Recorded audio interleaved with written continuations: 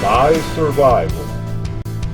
Wilderness survival, urban survival, gear review, knives and guns, and a whole lot more. Come and join the tribe.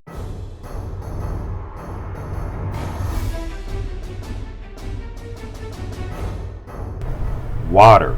We don't think much of it now, but in an SHTF situation, water will quickly become one of the most highly valued and sought after items, not because it will be scarce in the urban environments, but because most people have no idea how to acquire it, or purify it, or store it. You only need a few tools to be able to access, open, and acquire water.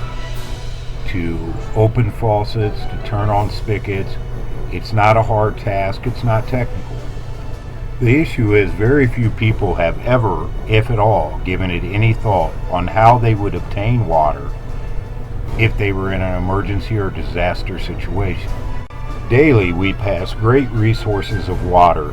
We may notice them as pretty fountains or the pond in the center of the park in our town, but how often do we think of them as resources, as something that we can use if ever the situation arises?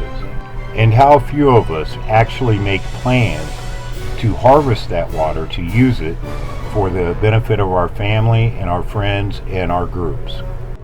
The resource is there. The water is available if something ever happens, if there is an SHTF, all around us.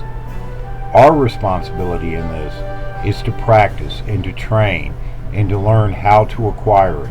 This is Dan from My Survival. I hope you like this. Thank you. Hi, this is Dan from My Survival.